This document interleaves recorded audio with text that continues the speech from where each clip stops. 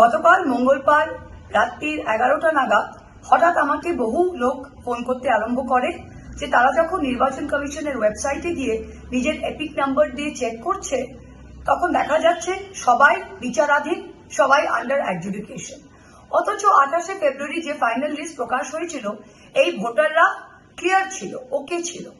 আমি তখন নিজেই ইসিআই ওয়েবসাইটে গিয়ে আমার নিজের এপিক নাম্বার নিয়ে যখন দেখলাম আমিও বিচারাধীন।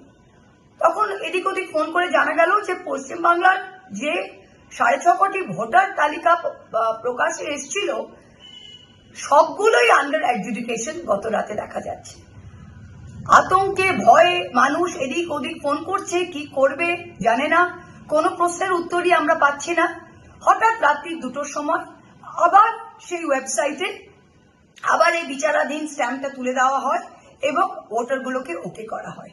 তো আমি নির্বাচন কমিশন এবং নির্বাচন কমিশনার জ্ঞানেশ কুমারকে জিজ্ঞাসা করতে চাই যে আপনারা যে এই ওয়েবসাইটটা চালাচ্ছেন, এই যে সফটওয়্যারটা ইউজ করছেন, এটা তো আমাদের টাকায়, হাজারো কোটি টাকা ট্যাক্স পেয়ারদের টাকা নিয়ে আপনারা নির্বাচন কমিশন চালাচ্ছেন, আপনারা এই সফটওয়্যারটা ইউজ করছেন।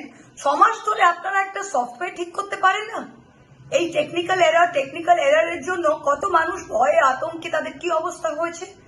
200-র বেশি মানুষ এসআইআর সংক্রান্তে মারা গিয়েছে। আর আপনি কি করছেন?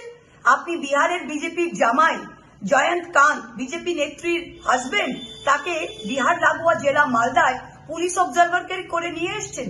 লজ্জা করে না? আপনি বাঁকুড়ায়, আপনি কি অন্ধ?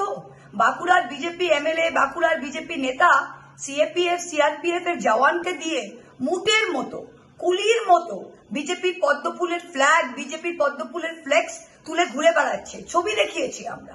আপনি কি অন্ধ? আপনার চোখে পড়ে না? আপনি আমাদের টেকডাউন নোটিশ পাঠাচ্ছেন। আপনারা কি আরম্ভ করেছেন? যাই করুন জ্ঞানেশ কুমার, যাই করুক বিজেপি আর যাই করুক নির্বাচন কমিশন, ফিরবে কিন্তু তৃণমূল কংগ্রেস।